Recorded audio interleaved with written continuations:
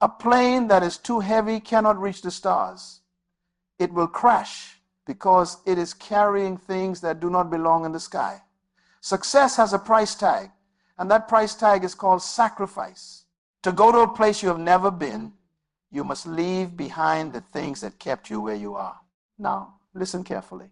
Picture a pilot, a seasoned, experienced pilot who was trained for years, who knows the sky like a father knows the face of his child. This pilot is flying a commercial aircraft over the ocean. The flight was planned perfectly. The fuel was calculated. The weight was supposed to be managed. But something went wrong. The plane took off, carrying too much extra luggage that passengers smuggled on board. Luxury items that were loaded in the cargo hold at the last minute. Heavy equipment that nobody checked properly. And now, somewhere over the deep water, the fuel gauge begins to drop too fast. The engines are working harder than they should.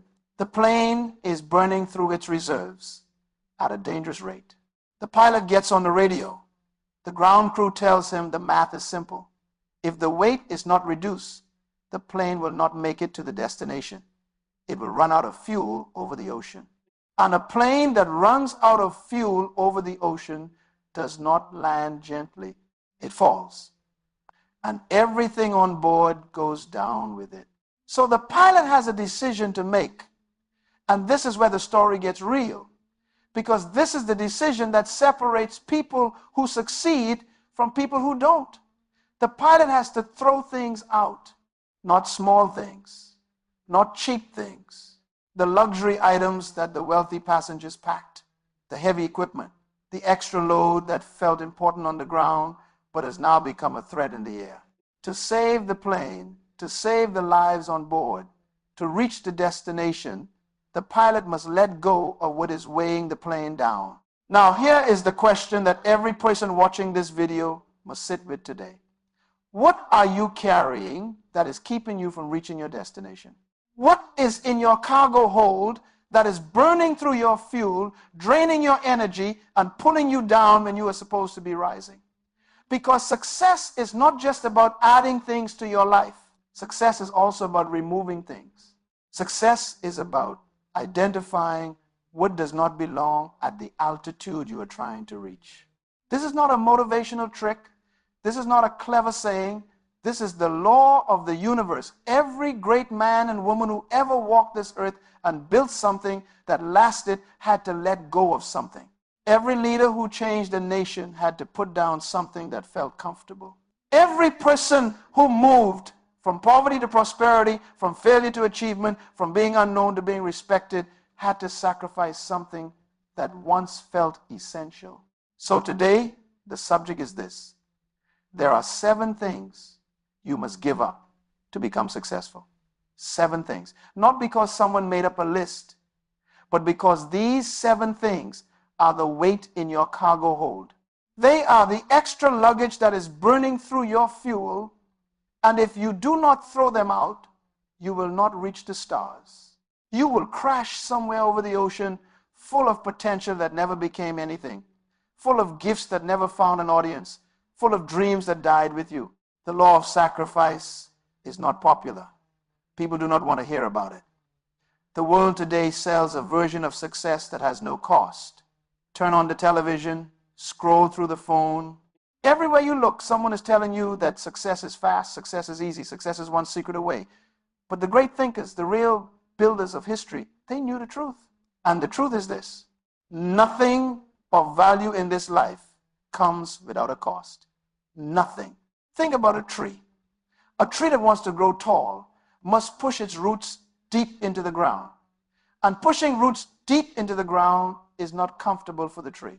It requires the tree to press through hard soil, through rocks, through resistance. But if the tree does not do that work underground, it cannot stand tall above ground. You will never see a tall, strong tree with shallow roots. It is not possible. The same law governs human life. The person who wants to stand tall in life must be willing to do the deep work, the uncomfortable work, the unseen work that most people are not willing to do.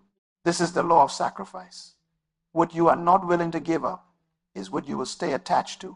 And what you stay attached to will define the ceiling of your life. You will never rise above what you are unwilling to leave behind. Read that again. You will never rise above what you are unwilling to leave behind. This is not punishment. This is physics. This is the law. And laws do not care about your feelings. Laws do not bend because you are tired. Laws do not make exceptions because you worked hard. The law simply is what it is. And the sooner a person accepts it, the sooner they can begin to cooperate with it. Now, there is a man who wanted to build a building. He had a beautiful vision for this building. He drew the plans. He showed the plans to everyone. He talked about the building at every dinner table. He described the colors, the height, the purpose of every room. But when it was time to clear the land, when it was time to dig the foundation, when it was time to do the hard, dirty, unglamorous work of preparing the ground, he stopped. He said the ground was too hard. He said he was too tired. He said he would start again next week. Next week became next month. Next month became next year. And the building was never built. The vision was real. The talent was real. But the willingness to pay the price was not there. And so the building stayed a dream. And many people are living this exact story. The vision is in their heart. The potential is in their hands. But the sacrifice has not been made. And without the sacrifice, the vision will remain a vision forever. So let us begin. Let us talk about the first thing you must give up. Thing number one. You must give up the comfort zone. Say it slowly. The comfort zone. Those three words are among the most dangerous words in the English language when it comes to human potential. The comfort zone sounds like a good thing. The word comfort itself sounds positive. Who does not want to be comfortable? Comfort means safety. Comfort means familiarity. Comfort means no pain, no risk, no fear. And that is exactly why it is so deadly. The comfort zone is the graveyard of potential. Say that again. The comfort zone is the graveyard of potential. Walk through any cemetery and read the tombstones. Under those stones are buried not just bodies, but buried are songs that were never sung, books that were never written, businesses that were never started, children who were never raised with the lessons their parents were too afraid to give. Comfort killed the music before it could play. Comfort buried the vision before it could breathe. Comfort is where dreams go to die quietly, without drama, without a funeral, without anyone noticing until it is too late. Now listen to this carefully. A baby eagle in the nest is safe. The nest is warm. The mother brings food. There is no danger in the nest.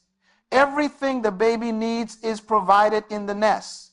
And if that baby eagle could choose, it might choose to stay in the nest forever. Because in the nest, there is no uncertainty. In the nest, there is no risk of falling. In the nest, there is comfort. But the eagle was not created for the nest. The eagle was created for the sky. The eagle was built with wings that span wider than most birds can dream of. The eagle was designed to fly at altitudes that leave other birds far below. The eagle was made to see things from heights that change everything.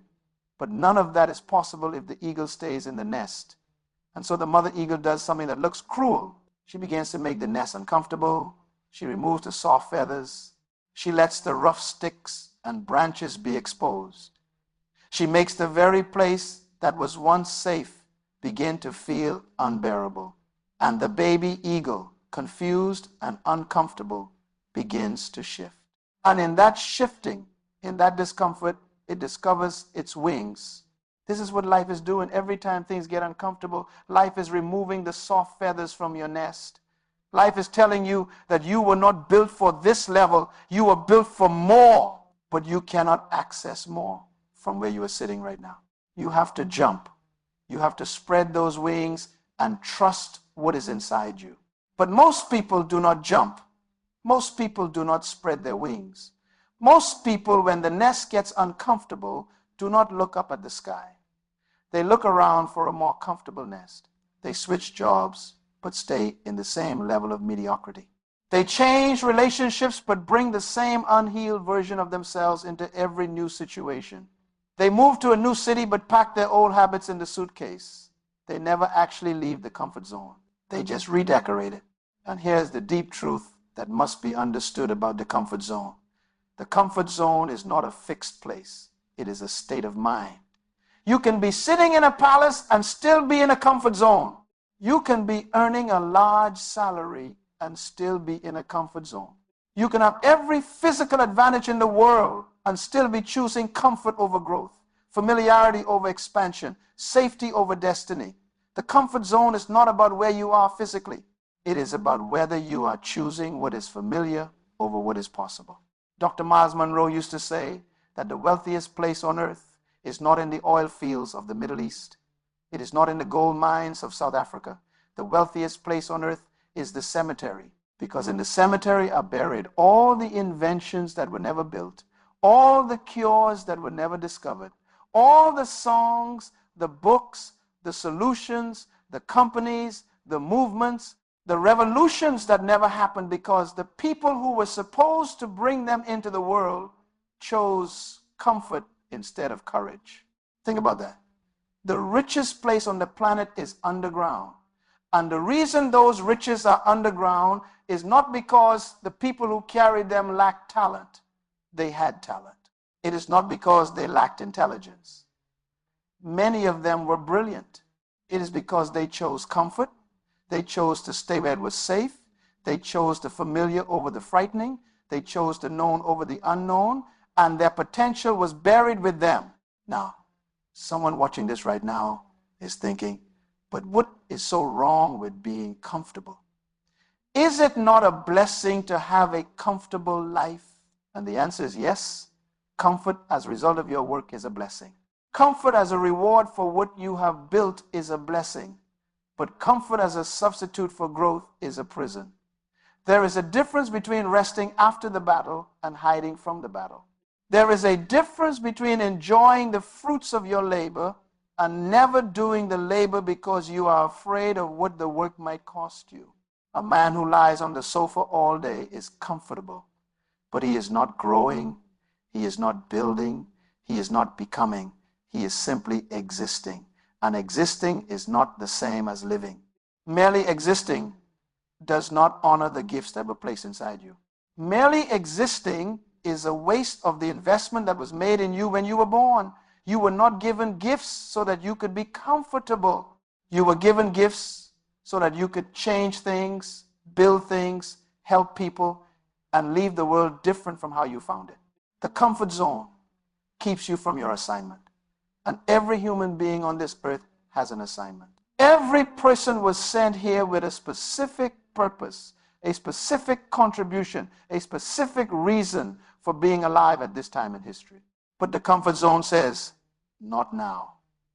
The comfort zone says, maybe later. The comfort zone says, what if it does not work? What if people laugh?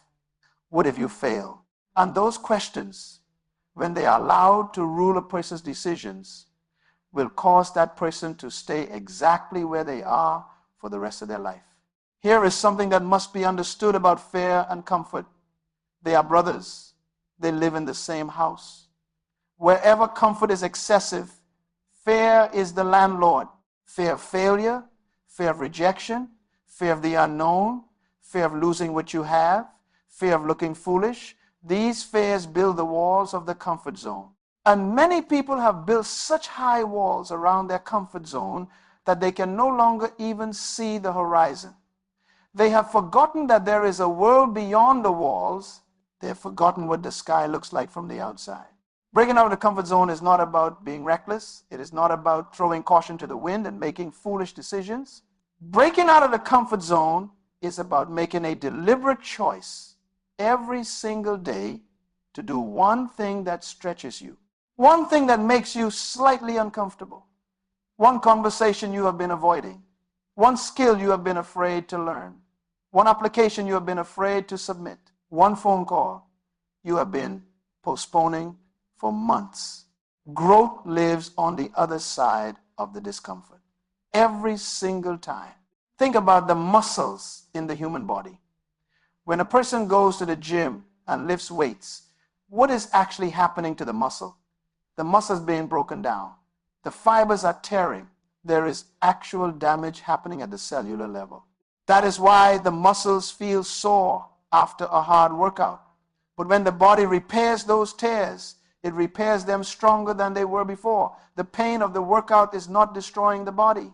The pain of the workout is making the body stronger. And the person who never goes to the gym, the person who never puts their muscles under any pressure, does not stay the same. They get weaker. Because comfort in the body, as in life, leads to atrophy. What is not challenged begins to decay. This is why you cannot afford to stay comfortable. You cannot afford to let your gifts sit unused.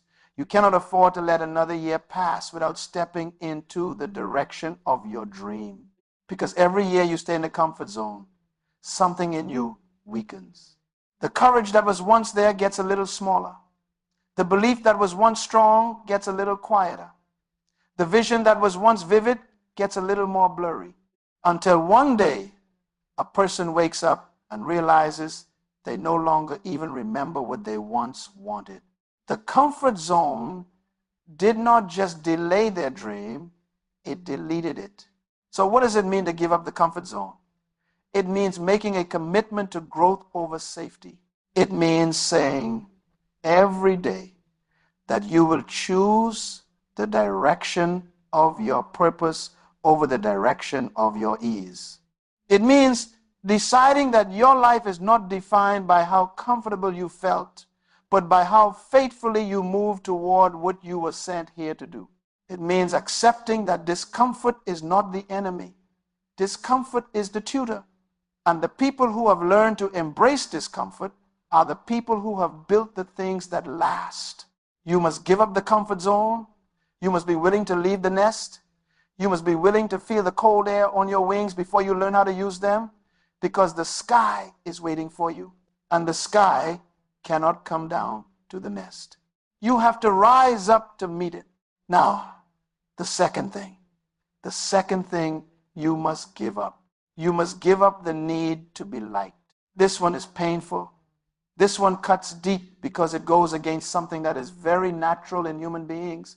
Every person, from the time they are a small child, wants to be accepted, wants to be loved, wants to be approved of by the people around them. This is not a weakness. This is how human beings were designed. Connection is important. Belonging is important. But there is a version of this desire that becomes a trap. And that trap is the need, the desperate, anxious need to have every person like you at every moment. A leader who needs to be liked cannot lead. Say it again. A leader who needs to be liked cannot lead, because leadership requires decisions, and decisions always have consequences. And some of those consequences will make some people unhappy. A leader who cannot make a person unhappy cannot make a great decision. A leader who changes their direction every time someone frowns at them is not a leader. They are a follower wearing a leader's title. Think about a ship's captain. The captain of a ship knows where the ship is going. The captain has studied the charts. The captain understands the weather. The captain knows the dangers of the water ahead. And some of the passengers on that ship do not like where the ship is going. Some of them argue. Some of them complain. Some of them say the captain is wrong. Some of them gather in groups and say they would have chosen a different route. But the captain who changes the course of the ship every time a passenger complains will never deliver anyone to the right destination. The captain's job is not to make the passengers happy about the route. The captain's job is to get them there safely, even if they complain the whole way. This is what leadership looks like. This is what purpose looks like. This is what the successful person must understand deeply in their bones. Your job is not to be liked. Your job is to be faithful to what you are called to do. And those are two very different jobs. Very different. The need to be liked is one of the most powerful anchors holding people back from their greatness. It is subtle. It disguises itself as kindness. It calls itself humility. It says, I just do not want to hurt anyone. I just want to keep the peace. I just want everyone to be comfortable. But underneath that language is fear. The fear of disapproval, the fear of being misunderstood, the fear of being rejected by the group. And when that fear is allowed to make decisions, it will always choose popularity over progress. Look at the great leaders of history. Every single one of them was misunderstood in their time. Everyone. The people who were ahead of their generation were always called crazy by the generation they were born into. The person with the big vision is always surrounded by people who see a smaller picture. And those people with the smaller picture will always doubt the person with the bigger vision. Not because they are evil, not because they are against you, but because they cannot see what you see. They are standing at a different altitude. They are looking from a different angle. And from their angle, what you are doing looks foolish. What you are building looks impossible. Where you are going looks like a road to nowhere. And here is where the need to be liked becomes dangerous. If you stop building because they said stop, if you abandon the vision because they said it was foolish, if you change the direction of your life because someone whose opinion you value does not approve of where you are going, you will never build anything that lasts. You will live your entire life building what others are comfortable with instead of building what you were created to build. And that is one of the saddest endings a person can have. There is a difference between counsel and control. Counsel is wisdom from people who love you and want the best for you. Control is pressure from people who want you to stay in a place that is comfortable for them.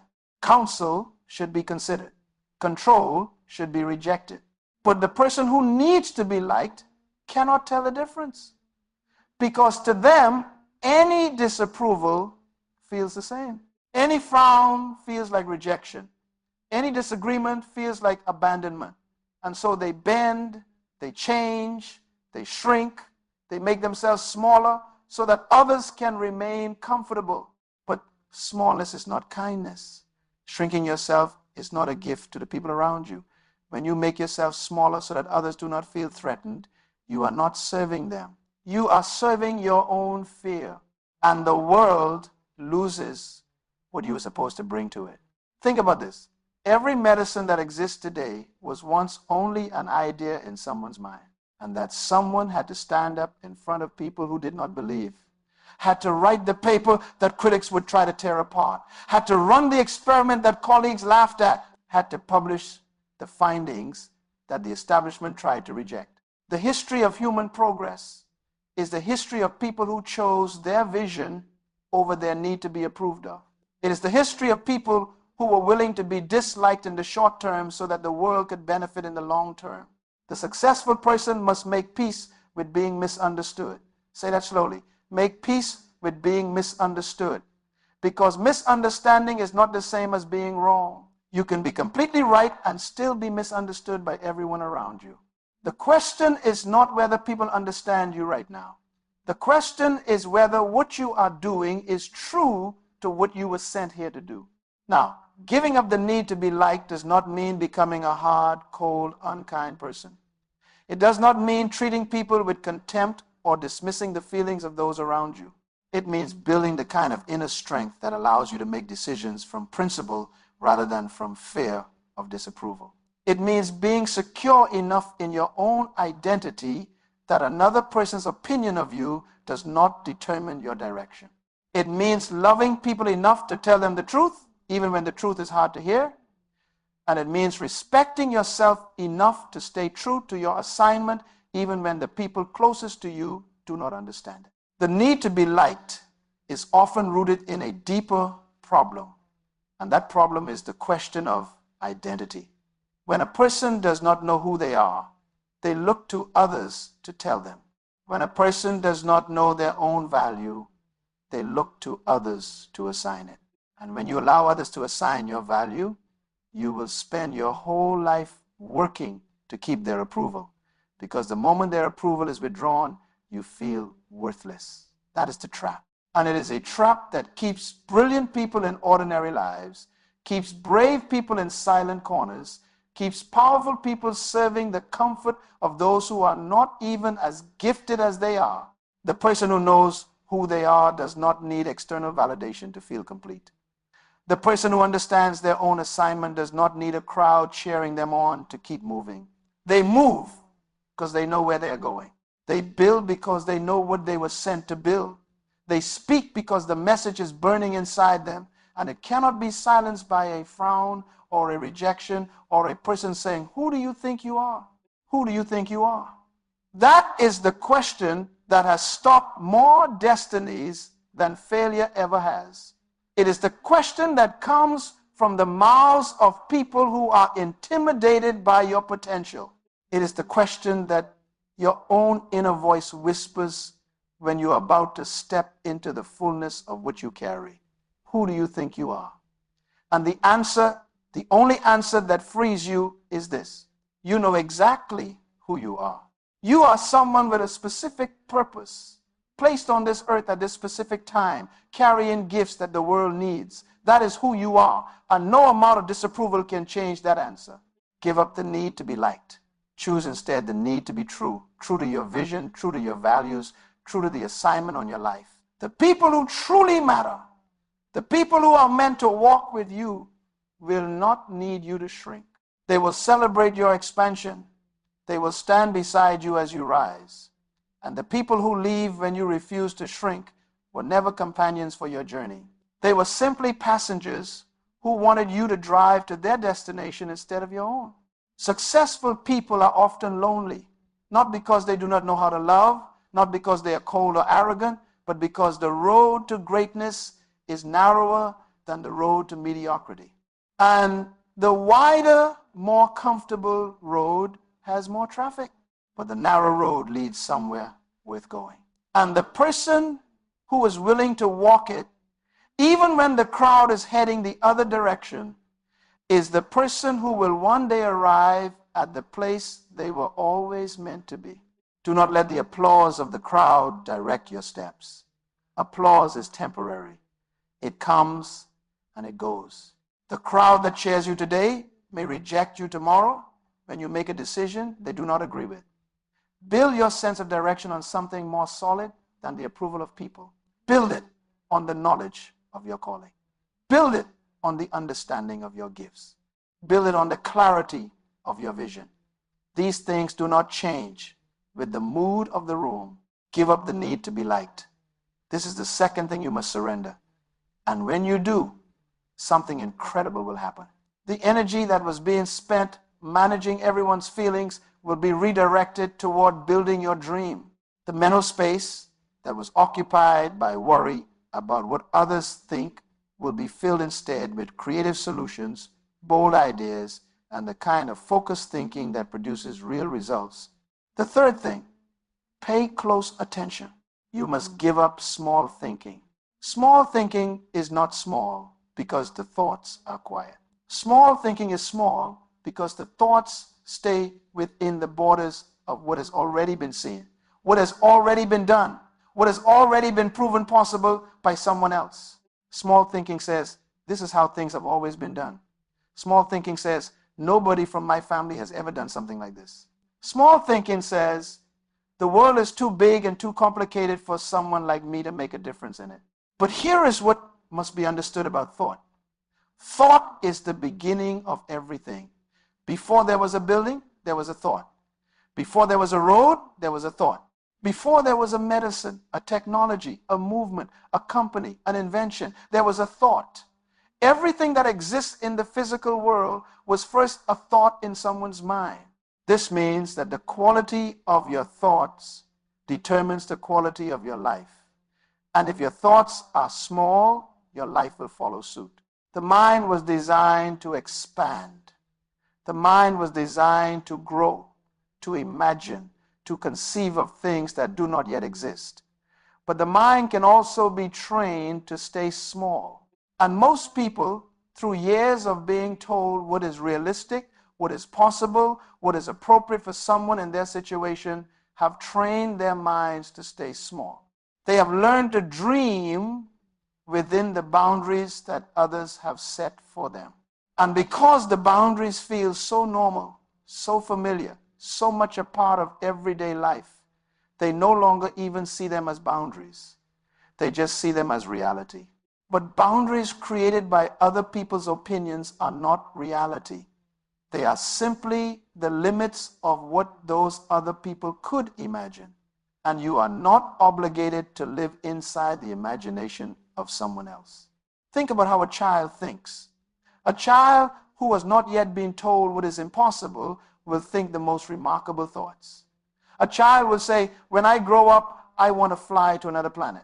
A child will say, I am going to build a machine that talks to people all over the world. A child will say, I want to help every sick child in the whole country get better. And adults laugh. Adults say, that is cute, but let us be realistic. And slowly, year by year, lesson by lesson, correction by correction, the child learns to bring the ceiling down, learns to contain the vision, learns to stay within the lines. And by the time that child is an adult, the thinking that was once limitless has become boxed in by fear, by practicality, by the accumulated weight of what others have said cannot be done. Giving up small thinking means going back to that original capacity. It means deliberately choosing to expand the mind past the borders of what feels comfortable, what feels possible, what feels realistic based on current circumstances. Because current circumstances are not permanent. Current circumstances are simply the result of past thinking and past choices. And new thinking produces new choices. And new choices produce new circumstances. This is how change happens. Not from the outside in, but from the inside out. Not from circumstances into the mind, but from the mind into the circumstances. A person who thinks small will make small plans. A person who makes small plans will take small steps. A person who takes small steps will arrive at small destinations. And then they will look at the person who thought big, planned big, stepped big, and arrived at a great destination, and they will say they were lucky. They say luck because small thinking cannot explain big results. Small thinking looks at great achievement and calls it an accident. But it was not an accident. It was the natural result of a mind that was trained to think without a ceiling. The vision you carry in your mind is the blueprint of your life.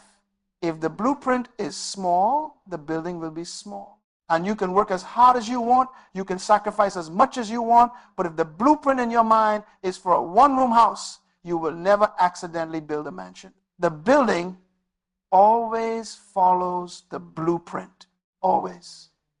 And the blueprint lives in the mind. So how does a person expand their thinking? How does a person begin to think bigger than they have ever thought before? It starts with exposure. You must expose your mind to big things. Read the stories of people who have done extraordinary things. Not to compare yourself to them, but to let their story prove to your mind that extraordinary is possible. When you read the story of a person who came from nothing and built something remarkable, your mind registers that as possible. It files that away as evidence that the ceiling you believed in is not real. And every piece of evidence you collect against the false ceiling weakens its power over you. Surround yourself with people who think bigger than you do. This is not about status or name dropping. This is about mental environment. The people you spend your time with are the people who shape the edges of your thinking. If every person around you has the same small vision, the same limited expectation, the same comfortably low ceiling, your thinking will naturally conform to that environment. But when you place yourself around people who talk about possibility, who dream without apology, who plan for decades and not just days, something inside you begins to stretch. You begin to think thoughts you have never thought before simply because the environment made room for them. And you must learn to ask bigger questions. Small thinking asks, how do I survive this month? Big thinking asks, what can be built in this decade that will outlast my lifetime? Small thinking asks, how do I avoid failure? Big thinking asks, what is worth doing even if the risk of failure is real? Small thinking asks, what can I get? Big thinking asks, what can be created? The questions you live with shape the thoughts you have, and the thoughts you have shape the world you build. Giving up small thinking is not about arrogance. It is not about believing you are better than other people. It is about believing that what was placed inside you is bigger than what you have allowed yourself to express so far. It is about agreeing with the original design, agreeing that you were made for more, and then having the courage to align your thinking with that original, unreduced, uncensored, unlimited version of the vision you were born to carry. The plane must be made lighter. The small thinking, the need to be liked, the comfort zone, these are the heavy pieces of luggage that must be thrown out. And when they go, the plane rises. When they go, the fuel lasts. When they go, the destination comes into view. There are 4 more things to give up. But the foundation must be built first. And the foundation is this: sacrifice is real. Sacrifice is required.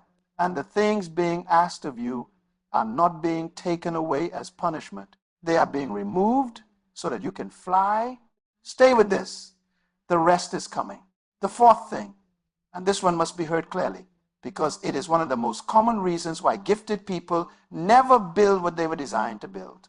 You must give up excuses and blame. Excuses are the language of the person who has decided somewhere deep in their heart that the cost of success is too high. Excuses sound reasonable. That is what makes them so dangerous. Excuses do not come wearing a mask. They come dressed in the clothing of logic. They come with explanations that sound perfectly sensible. They come with stories that are sometimes even true. And that is exactly why they are so effective at keeping people exactly where they are. Listen to the language of excuses. If only the economy was different. If only the timing was better. If only the people around me were more supportive. If only the system was fair. If only I had been born into a different family. If only I had gone to a better school. If only someone had given me a chance. If only things were different, then I would be different. If only my circumstances were better, then my results would be better. And here is the painful truth that must be spoken plainly. Sometimes those things are true. Sometimes the economy really is unfair. Sometimes the system really does have barriers. Sometimes the family really did not provide the support it should have. Sometimes the chance really was not given. These things can be real, and they can be genuinely painful, and they deserve to be acknowledged. But here is what must also be said clearly and without apology. Acknowledging what happened to you is not the same as allowing it to determine what happens through you. Understanding your circumstances is not the same as surrendering to them. The person who gives up excuses is not the person who pretends their challenges do not exist. The person who gives up excuses is the person who looks at every challenge, every disadvantage, every unfair reality and says, this is what I have been given. Now, what will be built with it? That is the shift. That is the moment everything changes. From what happened to me to what will be done with what happened. Think about the great builders of human history. Think about the people who changed things, who moved mountains, who made the impossible possible. Were they people who had perfect conditions? Were they people who had every advantage, every resource, every support they needed? Look at the record. The answer is almost always no. The record shows that most of the people who changed the world started with very little. Many of them started with nothing. Many of them started with active opposition, with people working against them, with systems designed to hold them back, but they did not allow those facts to become their final answer. They used those very obstacles as the raw material for their story. Blame is the cousin of excuses, and blame is just as dangerous. Blame says, the reason you are where you are is because of what someone else did or did not do. Blame points the finger outward and refuses to look inward. And while blame is being assigned, while the finger's pointing at the government, at the parents, at the boss, at the spouse, at the economy, at the race, at the neighborhood, while all that blame is flying around, the life is not moving. Because here is the law of personal responsibility. You can only change what you take ownership of. You cannot fix what you refuse to touch. And blame keeps your hands off the very thing that needs to be worked on, which is the life you're living right now. Now, taking ownership does not mean accepting that every bad thing that happened to you was your fault. Some things that happened to people were genuinely done to them by others. Those are real. Those wounds are real. But there's a difference between acknowledging where the wound came from and allowing the wound to run your life indefinitely. A wound that is never treated does not get better by itself. Pointing at the person who inflicted it does not heal it. Only the decision to do the work of healing moves the wound from an active injury to a scar. And a scar is proof of survival. A scar is evidence that you went through something and came out the other side. The successful person is a person of radical ownership. They look at their life, at every area, and they ask, what role did the choices made play in producing this result? Not to punish themselves, not to live in guilt and shame, but to identify what can be changed. Because if the choices made produce the result, then different choices can produce a different result. That is power. That is true power. The power to change the outcome by changing the input. Excuses remove that power. When the reason for where you are is always outside of you, always someone else's decision, always the world's fault, you have handed your power away. You have made yourself a passenger in your own life. And a passenger does not steer. A passenger does not choose the destination. A passenger simply goes where the driver takes them. And if you are blaming the driver, you have accepted the role of passenger. Take back the wheel. Take back the ownership. Take back the power to determine the destination. Give up excuses today. Not next month. Not when the circumstances get better. Today. Because the circumstances will always have something to offer as an excuse. There will always be a reason that sounds reasonable. The economy will always have challenges. The system will always have flaws. People will always have failures. The question is not whether challenges exist. The question is whether the challenges will be used as a reason to stop or as a reason to press forward with even more determination. The fifth thing, listen carefully to this one. You must give up the past. All of it. The failures and the successes, both. Most people understand why they need to let go of past failures. Failure hurts. Failure leaves a mark. Failure can create fear, shame, and the kind of deep reluctance to try again that can last for years, for decades, sometimes for an entire lifetime. A person who failed in business once may spend the rest of their life telling the story of that failure as if it is the final word on what they are capable of. A person who was rejected in love may build walls so high that no real connection can ever get through. A person who tried something bold and failed publicly may retreat into silence so complete that the gift inside them never finds a voice again. Past failures, when they are carried into the present, become the lens through which all new opportunities are seen. And the lens of failure will distort every new possibility. A new opportunity looks like another setup for disappointment.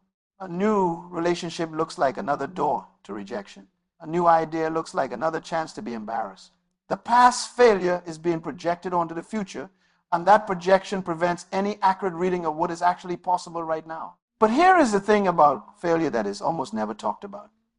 Failure is not the opposite of success. Failure is part of the road to success. Failure is the teacher that the classroom cannot provide. Failure is the course that every truly successful person has had to take at some point in their journey. The person who has never failed, has never tried hard enough, The person who has never been knocked down has never stepped into the ring. And the ring is where the fight happens. The ring is where the growth happens. The ring is where the champion is made. You cannot become a champion by watching the fight from the seats. So past failures must be released. Not denied, not forgotten, released. There is a difference. To deny a failure is to pretend it did not happen. And that pretending produces a kind of false confidence that collapses under real pressure. But to release a failure is to extract the lesson from it, honor what it taught, and then set it down so that it no longer controls the next step. Take the wisdom, leave the wound. That is the way. But then there is the other side of this thing, and this is the side that fewer people talk about, and that is the danger of past successes. Past successes can be just as heavy as past failures. Success can become a prison just as surely as failure can, because a person who has had a great success in a particular way will often become attached to that way. They will repeat the same strategy. They will use the same approach. They will try to recreate the same moment because the success felt good. The success brought reward, recognition, and validation. And the human heart wants to return to what felt good. But the world changes. The moment changes. The season changes. What worked in one era does not always work in the next. What produced results in one season may produce nothing in the next. And the person who is holding on to their past success as the template for their future is like a farmer who plants the same crop in the same field year after year without ever letting the ground rest, without ever rotating the crop, without ever asking whether the soil still has what that crop needs. Eventually, the ground runs dry. Eventually, the same method stops producing the same result. And the farmer who cannot adapt, who cannot let go of the old way long enough to discover a new one, will find themselves standing in a field that used to be fertile and wondering what went wrong. Let go of the past. The failures taught their lessons. Take those lessons and go. The successes showed what was possible. Take that confidence and go. But do not let either one chain you to a version of yourself that belongs to a chapter that has already ended. Every day is a new page. Every season is a new chapter. And the person who refuses to turn the page, who keeps rereading the same chapter because it was either too painful or too glorious to leave behind, will never find out how the story ends. They will never write the chapters that were meant to come after. You are not your past failures. Say that again. You are not your past failures. And you are not your past successes either. You are the person you are becoming. And the person you are becoming needs the space that only releasing the past can provide. The sixth thing. This one will challenge some people deeply. You must give up toxic associations. The people around you are not neutral. The people in close contact with your life are either adding to your altitude or subtracting from it. They are either contributing fuel for the journey or draining it. They are either pulling you toward your destiny or pulling you back toward a version of yourself that no longer fits who you are becoming. There is no middle ground. The people closest to you are the most powerful environmental force in your life. More powerful than any book, more powerful than any seminar, more powerful than any motivational video, because books can be closed, seminars end, videos stop playing. But the people in your daily life are constant. They are the water you swim in every day. And the quality of that water determines the health of what grows in it. A toxic association is not always a dramatic, obvious thing. It is not always a person who shouts at you, mistreats you, or openly tries to destroy you. Toxic associations are often much quieter than that. A toxic association can be a person who loves you genuinely but who is terrified of change. A person who loves you but who is so afraid of their own potential that they become uncomfortable when they see yours. A person who says they want the best for you but who subtly, consistently, sometimes without even knowing it, pulls you back toward the familiar, back toward the small, back toward the safe, back toward where you started. This is the person who laughs a little too quickly at the big dream. This is the person who always has a reason why the idea will not work. This is the person who compares you to others who tried and failed, who reminds you of every time things went wrong, who plants seeds of doubt dressed as concern. This is the person who says they are being realistic, who says they are looking out for you, but whose effect on you is always to make you feel smaller after the conversation than you did before it. You cannot grow around that kind of influence indefinitely. You cannot water a plant with poison and expect it to thrive. The environment must change. And sometimes that means the people must change. This is one of the most painful things about the road to success. It can be lonely. Not because successful people are cold or unfeeling, but because growth moves at a different speed from stagnation, and you cannot move at the speed of your destiny while being held by the grip of relationships that are rooted in where you were instead of where you are going. Now, this must be said with care. Giving up toxic associations does not mean abandoning every person who is going through difficulty. It does not mean only surrounding yourself with people who are rich, famous, or successful by the world's standard. Some of the most life-giving relationships a person can have are with people who are humble, quiet, and building something slowly and faithfully. Toxicity is not about wealth or status. It is about energy, intention, and direction. A person who is moving forward, even slowly, even quietly, is not toxic. A person who is dragging you backward with their words, their attitudes, their choices, and their influence is toxic, regardless of how much they say they love you. Association is so powerful that the ancient wisdom traditions warned about it. Choose the company carefully. Walk with the wise and become wise. And this wisdom is not about being a snob. It is about being a steward. You have been given a life, a calling, a set of gifts, and a limited amount of time to develop and express them. You have a responsibility to protect that investment.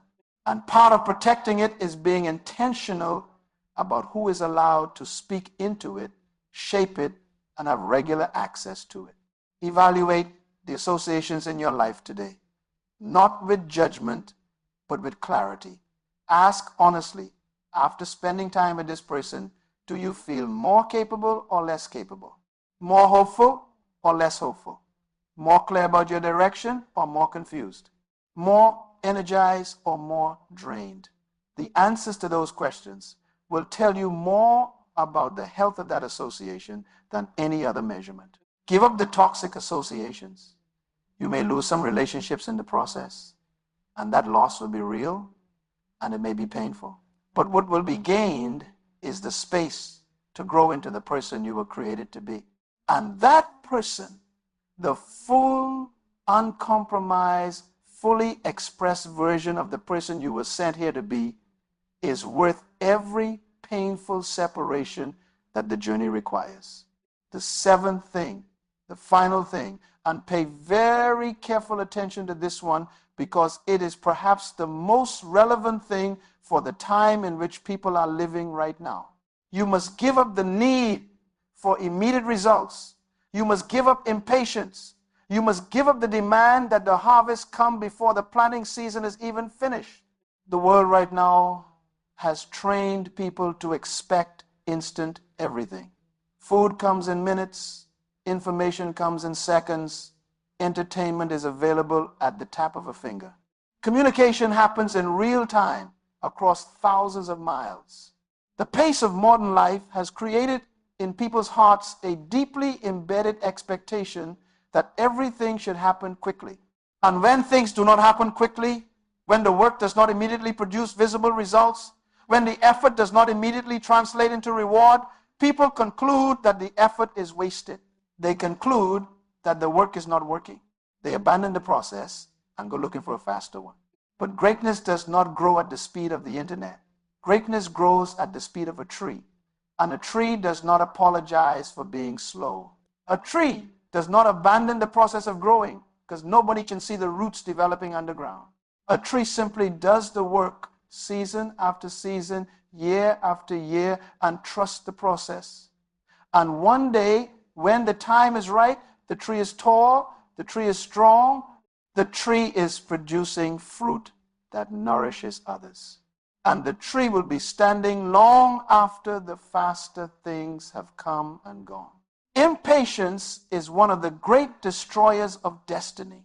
So many people have abandoned their purpose, not because the purpose was wrong, not because they lacked the gifts, not because the vision was too large, but because the results did not come fast enough.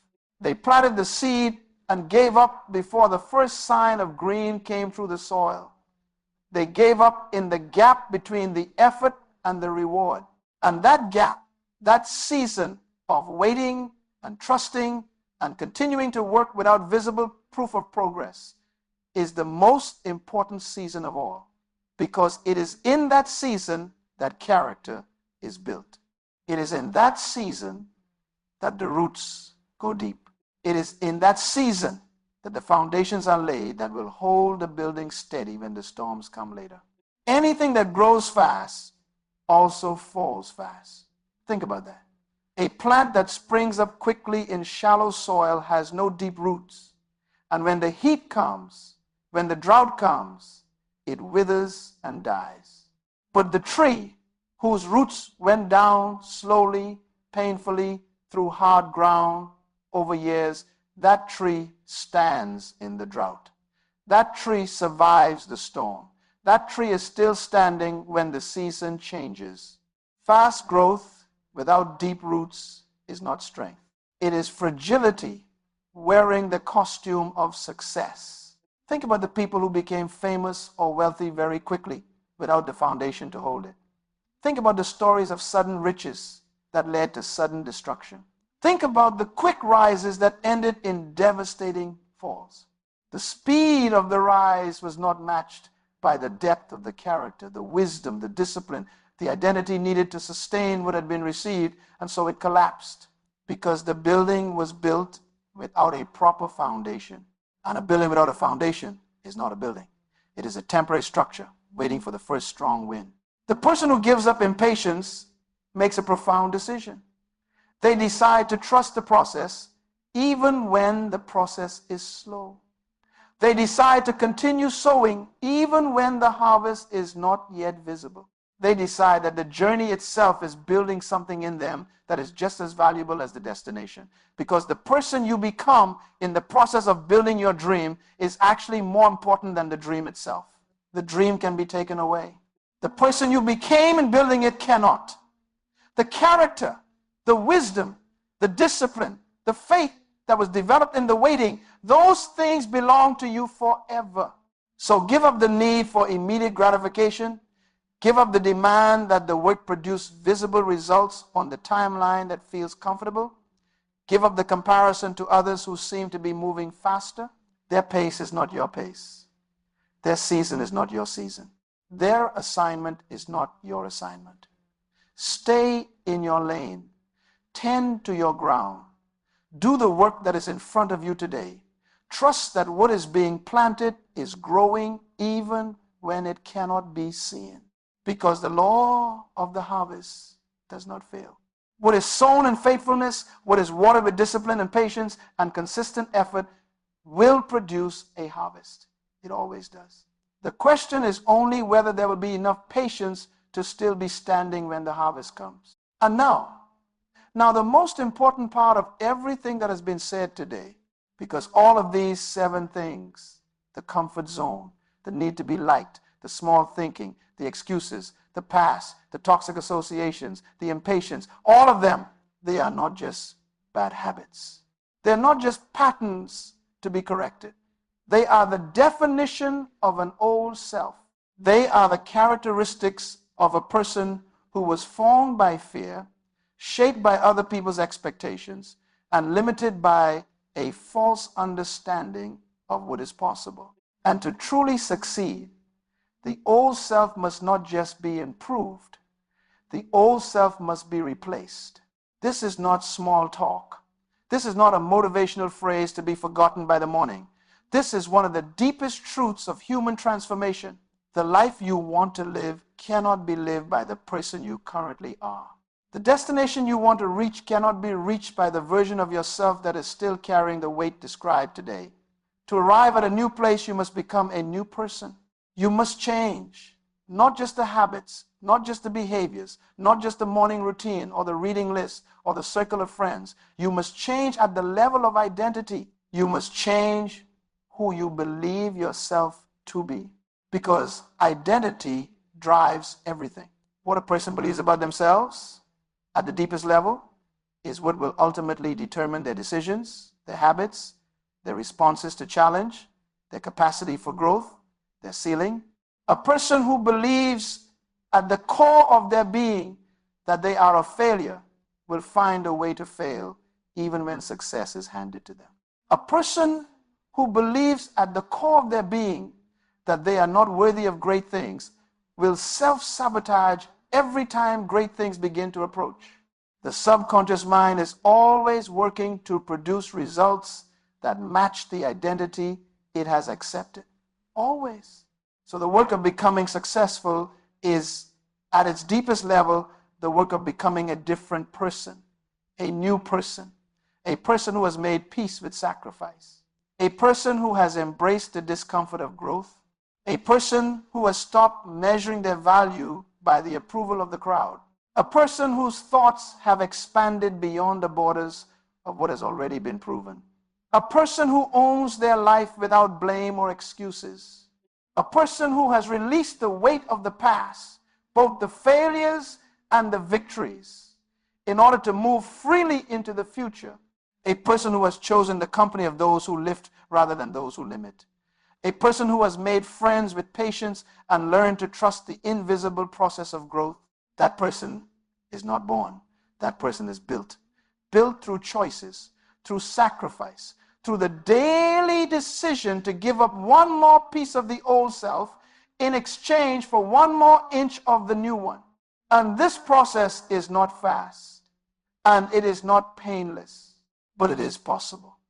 It is absolutely, completely, undeniably possible for every person, for every background, for every situation, for every age, for every season of life. The possibility of becoming a new person is available to every human being who is willing to pay the price. Think about the caterpillar. The caterpillar does not become a butterfly by adding wings to what it already is. The caterpillar goes through a complete transformation. Inside the cocoon, the caterpillar does not simply grow wings. It dissolves. The old structure breaks down entirely. And from that dissolution, from that complete surrender of the old form, something entirely new is built. Something that was always contained within the original creature but could not be expressed until the old form was released. This is the picture of what transformation looks like. Not improvement, not upgrading, not adding good things to the existing structure, but a genuine, deep, fundamental change at the level of what a person is. And the cocoon is not comfortable. The dissolution is not pleasant. The breaking down of the old self is painful. And many people begin the process and then panic when it gets dark. They break out of the cocoon too soon. They abandon the transformation before it is complete. And they emerge only half changed, with neither the full capacity of the old form nor the full beauty of the new one. Commit to the full transformation. Stay in the process, even when it is dark, even when the old identity is breaking down and the new one has not yet fully formed. Even when there is no external evidence that anything is changing. Even when the people around you cannot see what is happening inside you. Even when the waiting is long and the silence is heavy and the questions are louder than the answers, stay in the process. Because the butterfly is forming, the new person is becoming, and the day of emergence is coming. The pilot of that heavy plane had a choice: throw out the weight or crash into the ocean. And the choice was clear. Even though throwing things out meant letting go of things that once seemed valuable, the choice was clear because the destination was worth more than the luggage. The life ahead was worth more than the comfort of the familiar. And the same is true for every person sitting with this message today. The life ahead, the fully expressed, fully realized, purpose-driven, impact-producing life that is possible is worth more than the comfort zone. It is worth more than the approval of people. It is worth more than the limitations of small thinking. It is worth more than the excuses and the blame and the weight of the past and the poison of toxic company and the impatience of someone who does not yet understand how great things grow. Throw out the weight. Make the plane lighter. Let it rise. Let it rise to the altitude it was designed to reach. Let the engines breathe. Let the fuel last the full distance. Let the destination come into view. And when that plane lands, when the journey is complete, when the purpose is fulfilled, and the gifts have been fully given to the world, there will be no regret about what was left behind. There will only be gratitude. Deep, settled, unshakable gratitude for having had the courage to let go. The person who gives up these 7 things is not losing. That person is ascending, and the sky has been waiting for them. Success is not a gift given to the lucky few. Success is the natural result of becoming the person the purpose requires. Success is the harvest that comes after the planting, the watering, the waiting, the tending. Success is what happens when the weight is gone, when the plane is light, when the course is steady, and when the pilot refuses to turn back. So today, decide. Decide that the comfort zone no longer has power over the choices made. Decide that approval from others is no longer the fuel that drives the engine.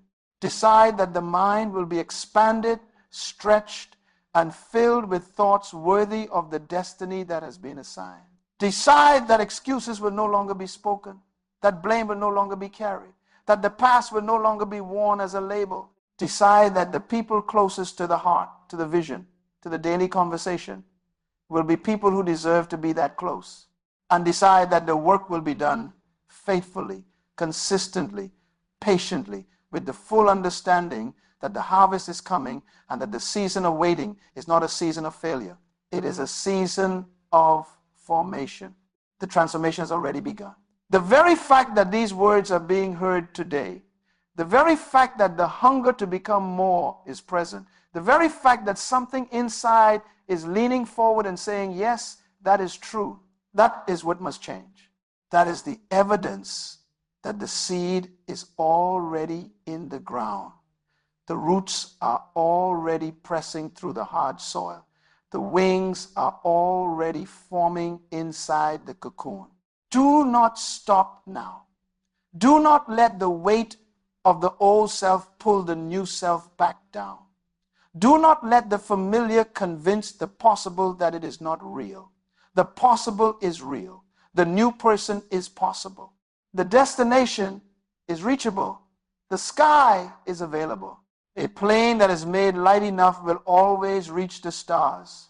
And so will the person who is brave enough to throw out what does not belong in the sky.